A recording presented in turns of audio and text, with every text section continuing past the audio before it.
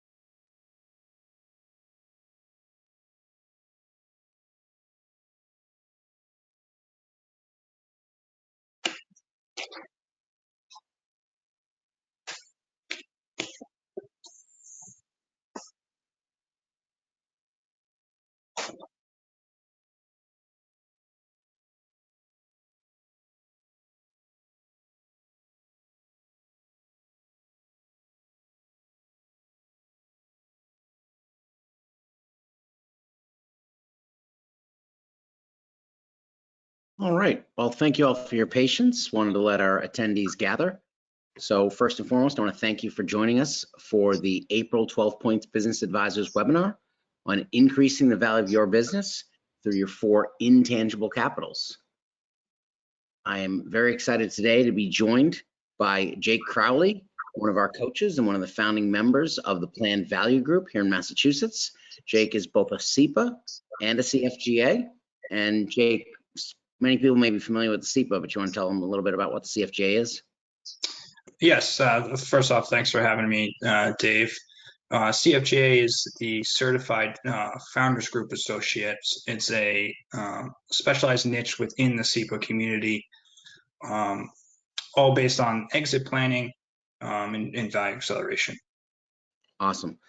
And that is our passion here at 12 Points Business Advisors, and the Planned Value Group is the accelerating the value of your business, not only when you go to sell it, but also the whole time you own it, so that your business can be attractive, valuable, and transferable at any given moment. So we're going to talk today specifically about your 4 intangible capitals. Everyone spends a lot of time talking about how your finances matter and what the multiple in your earnings is and all of those things, but so much more goes into what you'll actually be able to sell your company for, and it can both enhance what your company is worth, but it can also be a major detriment when you get into due diligence. And, you know, Jake, I know one of the things we're seeing is due diligence is a lot tougher these days. Wouldn't you agree? It's absolutely tougher. And we're both just at a recent conference where private equity and different buying pools were talking about specifically targeting best in class, and that the kind of the days of throwing around more money is ending. The 4 intangible capitals, of course, so you have your tangible assets and then intangible, right? So 2 different groups, and how we break it down as CIPAs is into these 4 categories.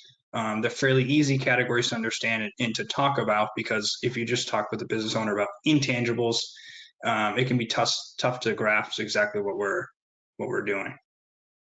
Yeah, the intangible, the ethereal. But yes, we had a great time at the Boston Dealmakers Conference, and a lot of words about the easy money era is over. So how do you make your company very attractive? And it's focusing on these 4 intangible capitals, because amazingly, up to 80% of a company's value can lie in just these 4 areas. So what we're going to talk about today is your human capital, your structural capital, your customer capital, and your social capital, and how important all 4 of these are to your business.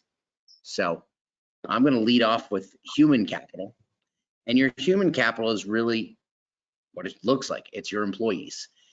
Your employees and the continuity that you can bring to a transaction, but also while the company is operating. Think about how disruptive it can be to lose a key employee, or sometimes not even just a key employee, but any employee. And this labor market has been really difficult.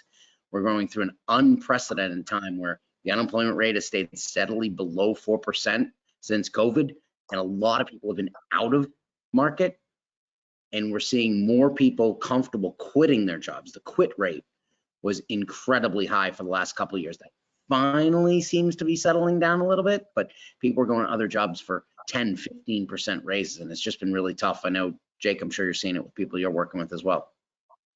Absolutely. And that's exactly right. When we talk about human capital, right, and from a buyer perspective, buyers look at, the financials, and that kind of gets them in the door. But their first questions are about the management team, who's really running the company, how qualified are they? If that, the exiting seller, after they leave, what type of talent remains?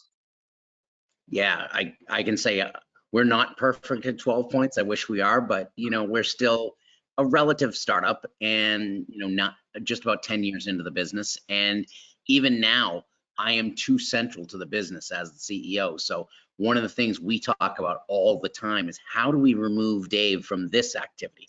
How do we make it so that everybody else is doing the stuff that Dave isn't needed? And it's the same thing in every business. You being the choke point for decisions, for activity, for knowledge, that's a real detriment to your business. Because look, if you're selling your business, you're going to want to walk away.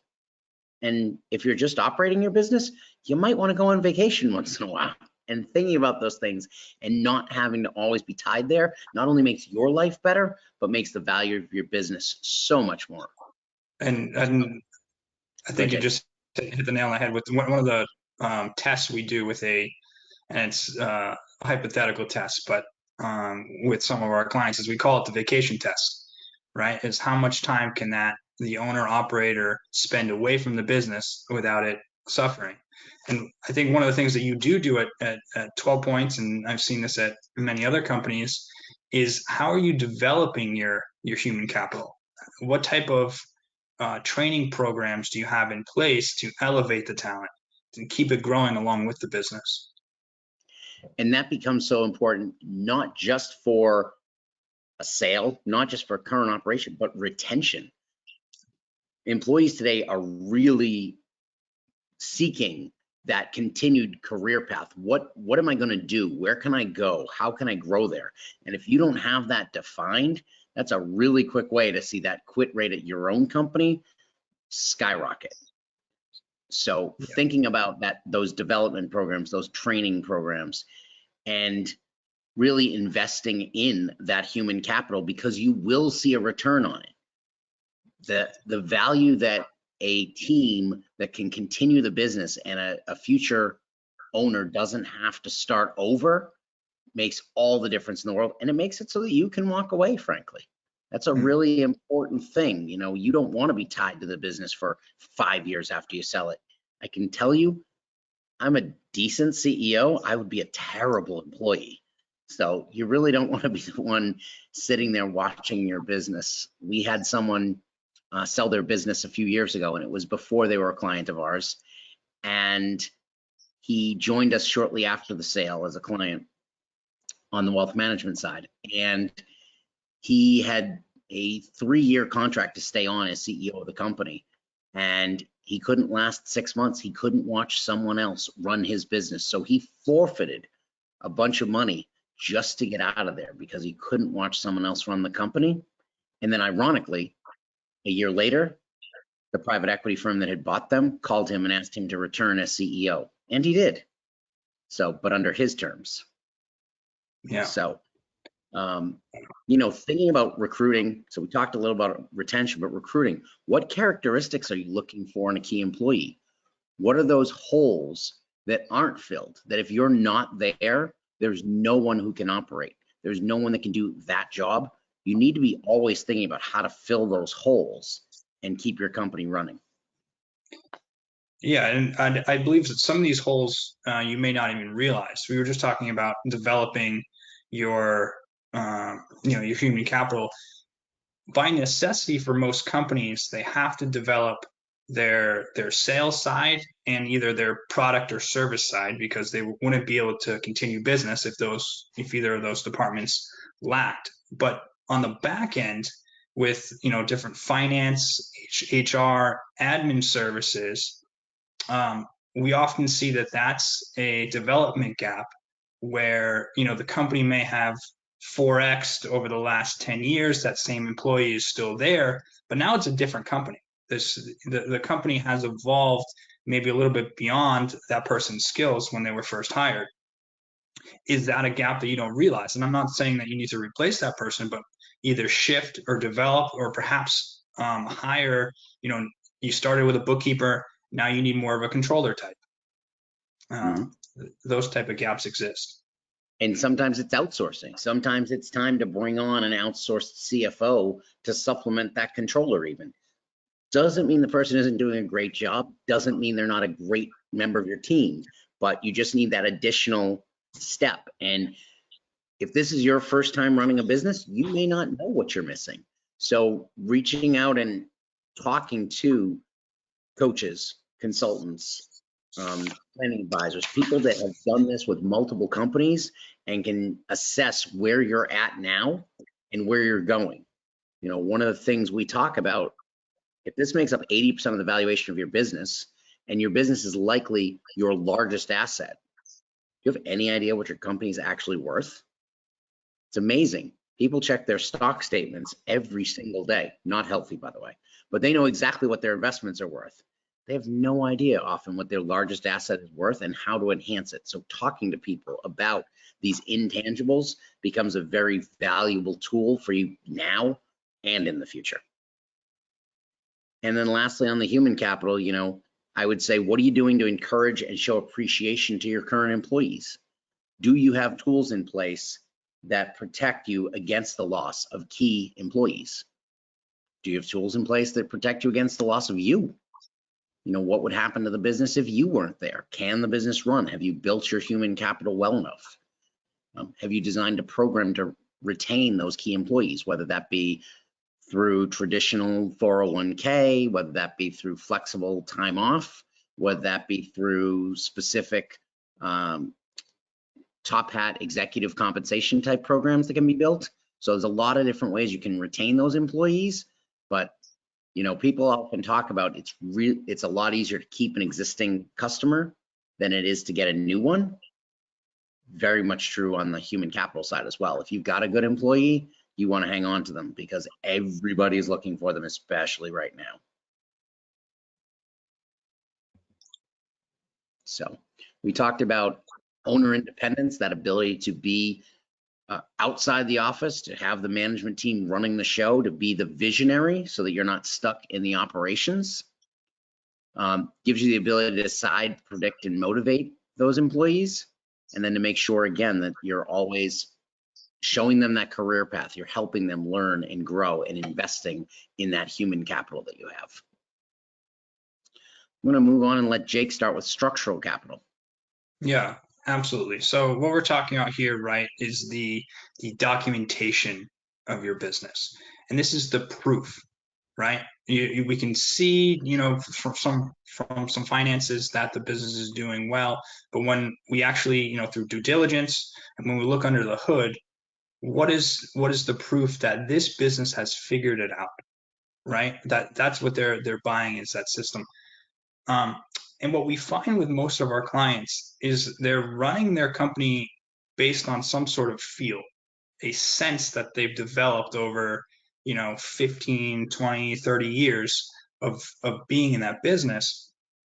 And yes, they look at sales, they look at some profitability aspects, but basically everything in between is just kind of a gut feeling about their operation. And that leads to one of the biggest problems is the transferability of it. That's not transferable, right? So I wanted to go a few places with this structural capital. And it starts with management, right? We just came off of human capital. You have the great talent pool, but what's their meeting structure? How do they report up and down? What's their KPIs? How do we know that specific systems are running well, and what gauges are you looking at, right? When we ask management, okay. And Jay, I was just going to say, could you just tell someone what KPI is, just in case they don't know? Yeah, key performance indicator, right? And there's many versions of this, but normally like kind of a red or green scale tends to be the best. And we call it often like a dashboard, right? When we talk to a manager in charge of a division, I'll ask, what are the top 3 gauges that you look at to know that your department is running smoothly, right? When do you know it's off track? One of the things with structural capital, right, is even though we have great people, we don't want to be key person reliant. And you see key person reliance throughout the whole chain. One of the subsectors of where I wanted to go under management team, right, is that managers at most levels are in charge of some sort of recruiting. And we touched on recruiting in the first sector, and we just went through that, great resignation or the big quit, whatever you want to call, which has happened. But how structured is your hiring process, from the job advertisement to the first interview, and then the onboarding process? What does the first day look like? What is the first 90 days to make sure you got them in the door, but then you also keep them and retain them? A quick story, right? So we worked obviously pretty extensively with almost all of our clients through 2021, 2022, when this was really going on a recruiting strategy, as most didn't have it. One of the companies had 4 managers, each responsible of hiring, and not one message to a potential, they couldn't hire during that period. Not one message from the company to a potential candidate was the same. We weren't selling the industry, we weren't selling the story.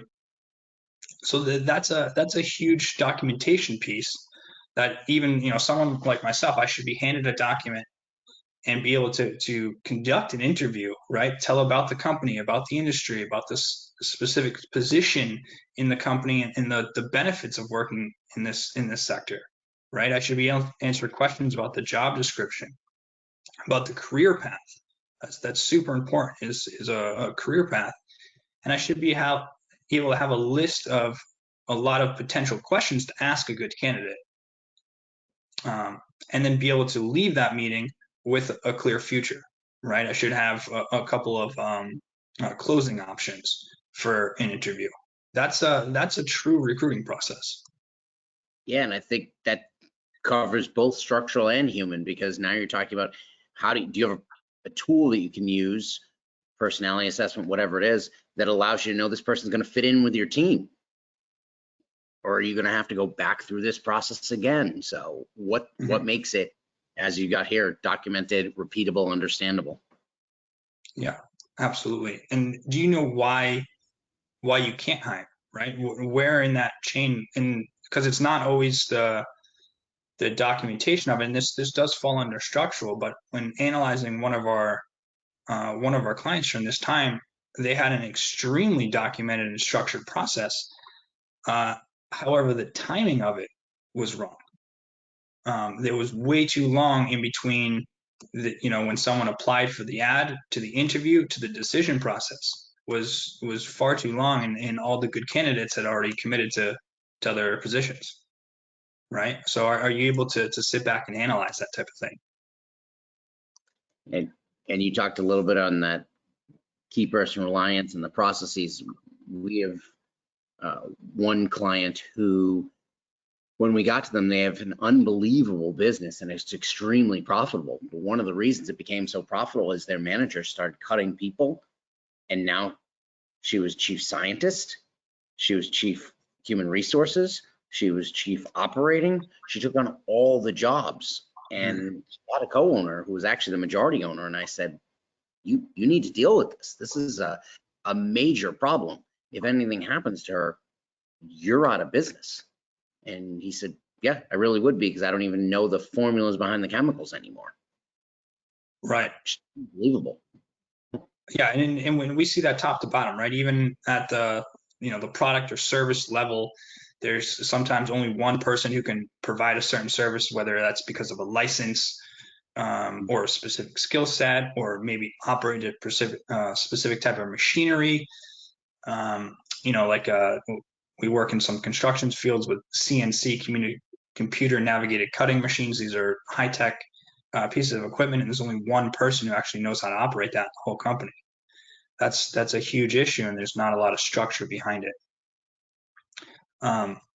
One of the other areas I wanted to go with this, and this falls in the scalable models area, is technology, right?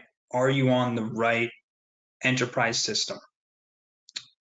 We just went through a entire enterprise system change with about a 50-person company just this year. Actually, they just switched over 2024. They were on the system that they started with as an organization 8 years ago. It's clunky, it's out of date, but most importantly, it's not what their buyer pool operates on, right? So they switched to a larger, more sophisticated program that is used by larger players in the space.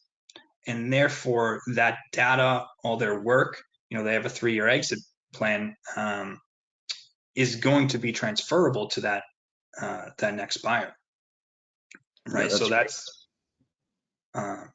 that's across all the areas, right? From CRM to operational platforms, and then I talked a little bit about the back end too. We often see that's lagging because it's normally not demanded by a customer. The finance end or HR end is, they may have a sophisticated accounting system or an adequate accounting system like Sage or one of the other competitive softwares, but they're using it at maybe 10%, right? So are they pulling enough reports to, again, structural capital is the proof. Okay, so are you able to prove specific profitability reports based on a certain product or service? That becomes incredibly important. And that's a great example, whether you're going through due diligence and the potential buyer is going to ask, okay, where's the proof? What is your process? How could someone walk in today and run this business? How can we continue to operate it the way you have if it's been so successful? And they're going to be looking for that. Or just the idea that your people are all speaking the same language. They're all working from the same playbook, if you will. And you can use any process you want, whether you want to use Six Sigma, whether you want to use EOS, whether you want to use something that we use within SEPA, whatever that is, it makes it more efficient, and that drives profits even higher while you own the business, and it just becomes easier to get things done. Right. And easier to cross over some of the largest hurdles that you face, recessions, or this whole work from home hybrid type schedule. The companies that had the most documented structural capital made the easiest transitions, right? Because it's not, oh, I can just go over that office now and ask the question that I've been asking for the last 20 years. Now there's a job aid, or there's a process that can be understood and can be done from afar. That's a great point. So many companies had no idea. No one planned for a pandemic. Who knew what to do in that moment and how to move forward? So again, the companies that had all their ducks in a row, had everything documented, they made smooth transitions. Some other companies either struggled or maybe even went out of business because they didn't know how to handle the next move. So that's a great point. Yeah, if you want to move on. Sure. Yep. So the next one, customer capital. Boy, don't we all know how important customers are to our business? But do we know some of the problems that come even with customers?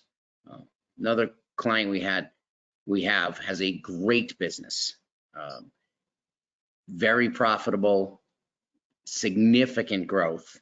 Just one teeny tiny little problem. 82% of their orders come from one client. That is we know the 80-20 rule. 80% of your sales are going to come from 20% of your clients. 80% of your sales coming from one client is not good.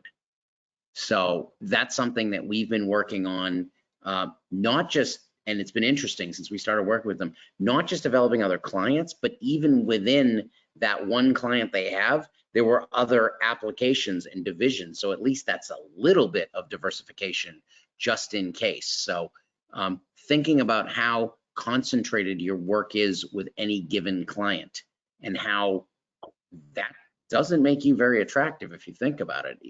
Your business looks good, but as soon as someone starts digging into that, as a buyer, you'd be really concerned. But again, just as an operator, think about the risk that for your livelihood and the livelihood of all of your employees and everyone who depends on you, if everything is really concentrated on 1, 2, 5, 10 customers. You really want to broaden that customer base as much as possible. And who was that relationship with, right? For that large client, was it with the owner or was it with the company and the management team, right? So many of these long-term clients got in the door because of an owner relationship, and that's fine. That's what owners do, is to see the market, bring in large customers, but that there has to be a handoff, and there has to be trust in that handoff. That the manager, could the manager potentially do it as good as you? Most owners would say no, but you have to give them time to fill that seat, right? If you ask the owners how they earned those relationships in the first place, it was by true grit, by hard work, and by failure. And you kind of have to let your management team earn that road as well. Yeah, we're all going to stub our toes. I'm sure I say to my team all the time, I've probably made 10,000 mistakes today before breakfast. So, but you've got to trust in your team and what they can do. And that as long as you're upfront and open with the clients, they will understand. People are human. They do make mistakes. So you can have a really good relationship with a customer, but if it's all dependent on you, that's a huge risk. And yes, do you risk either a mistake or, somebody leaving your company? It's possible, yes, but you've got to trust your people and you've got to have a good relationship with them to help those customer relationships continue to flourish. One of the other things, are the relationships deep? Are they contractual? Is it just one-time transactional? Or do you have recurring revenue? Obviously, recurring revenue is much, much more attractive to both the current owner and the buyer. We want to continue to focus on how do we optimize the business, and finding ways to be recurrent in our revenue is much, much better than transactional. We'll take a good transaction if we have to, but obviously the more that we can focus on opportunities to have that revenue not only recur, but also expand. Are there expansion opportunities within that relationship, like the one I just mentioned earlier?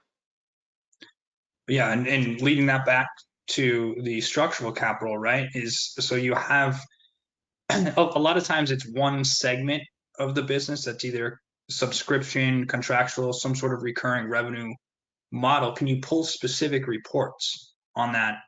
How do you prove and document that?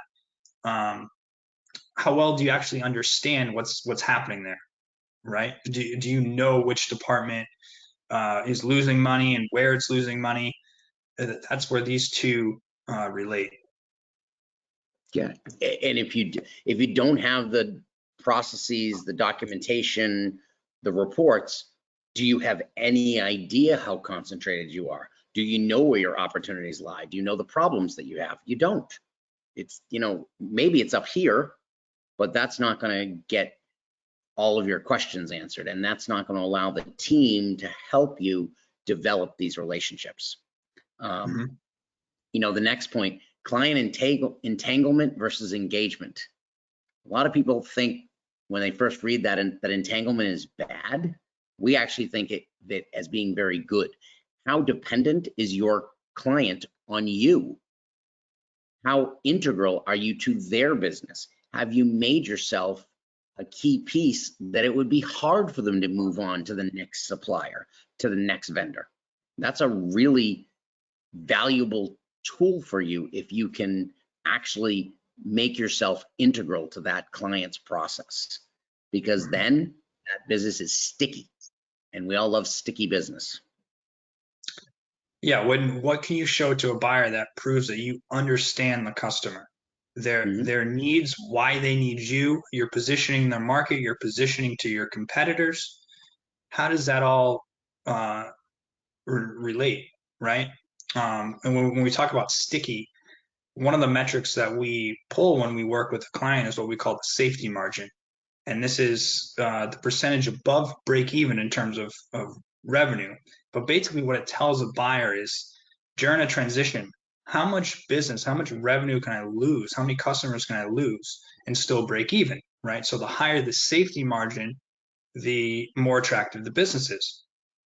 And when you have customers that make up huge um, huge chunks of your revenue, that's a negative in that they're not tied to a contract or subscription.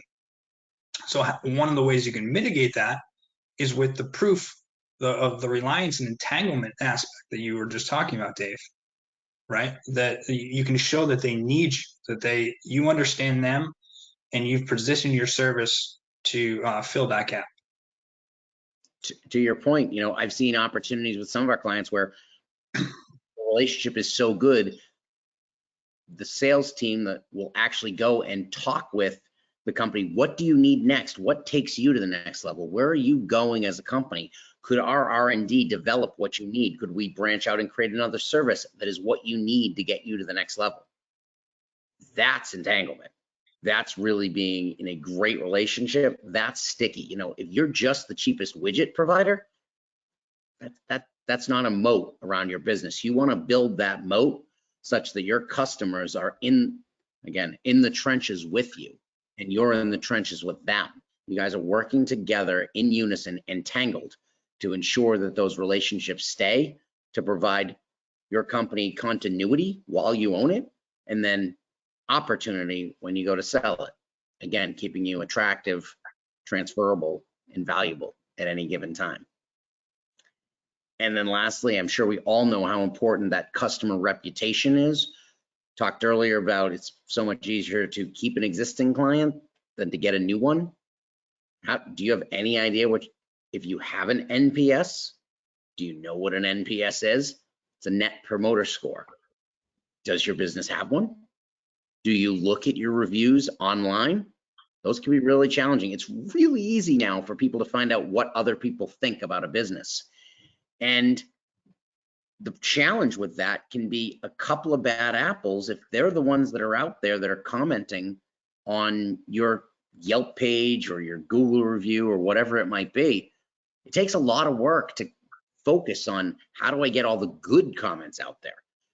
Because let's be honest, people are far more vocal when they have something bad to say usually than when they have something good to say. So making sure that reputation is really strong and enhanced all the time. So paying attention to what do our customers think about us? How do we improve that relationship? How do we get our biggest advocates or our biggest fans to not just be fans, but to actually be advocates? Because that's a difference. We are very fortunate that a number of our clients allow us to use them as references. And that's been a great tool for us as we continue to look to acquire new clients. that's something you should be thinking about. And depending on your size, maybe you actually have someone whose job is to focus on your reputation, your net promoter score, and your client relation.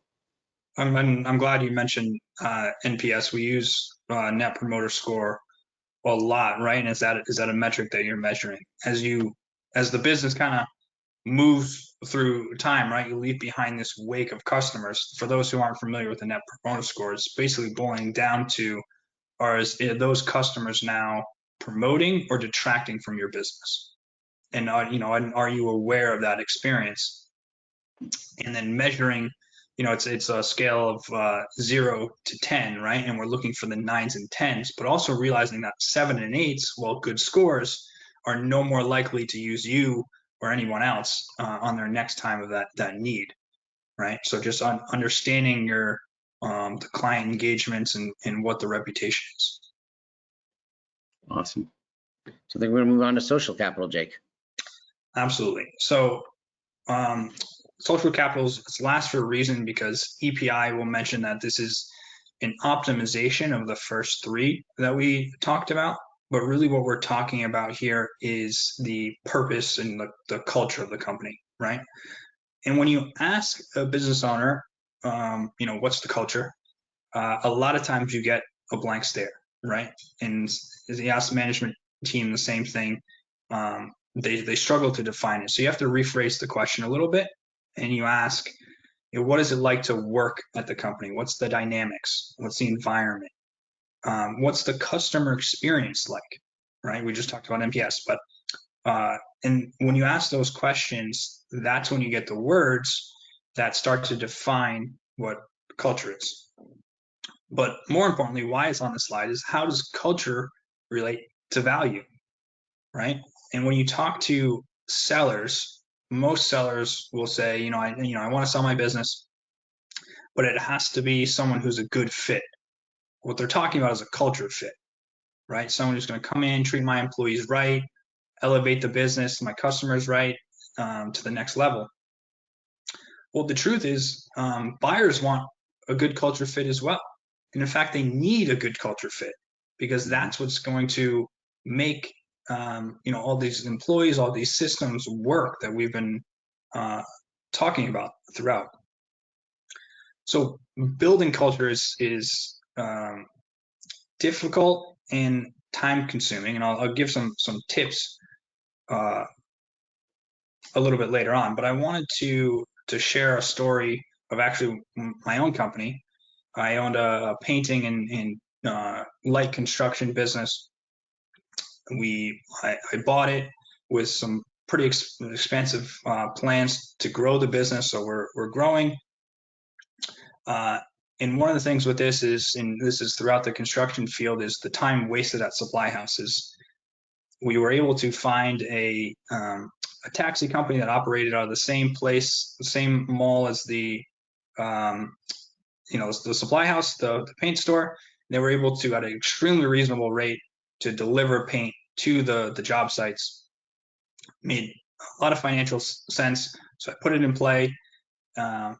If we were going to test it for about a month, probably made it a week. Actually, as I'm thinking about it, maybe even less, probably 3 days before the company kind of shut it down, right? I was getting all sorts of complaints, and I didn't understand why. It made a total financial sense to move this model, but what I realized was it was the culture, right? And this was a big problem, because I had a lot of plans on how to shake things up and how to grow things, but I needed to change the culture, right? And fast forward years later, we are now implementing all sorts of new things all the time. The long-term employees are asking us about what's new, what's next. We had product testers for all the new products in the market in the area. And how we did that is just through consistency, by teaching the company that, the constant here is going to be change. We're going to continue to push the boundaries. We're going to continue to try new things within the sector. Yeah, that's a great example, and interesting to see how what was a great creative idea didn't necessarily fit the culture. So seemed perfect, but execution was harder than one would think. Yes, exactly.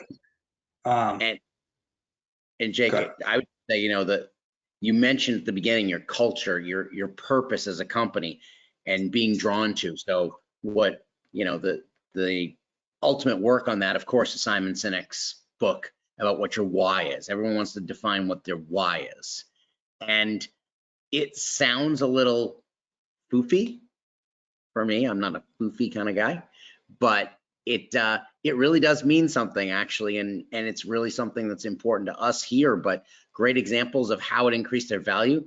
Think about Apple. Think about what happened when Steve Jobs came back to Apple and he said, I'm going to put music in everybody's pocket. We had Walkman, we had all kinds of things, but we never had an iPod. And then the pod became the phone. At the time that he did that, Nextel and Palm Pilot were absolutely dominant, but they knocked him off the stack. And why? Because Apple was hip and cool, and it was the black turtleneck, and you wanted to be a part of the Steve Jobs culture. That theme, that who they were, that feeling you got being a part of the Apple community, that's what made Apple the most valuable company in the world, from a company that nearly went bankrupt.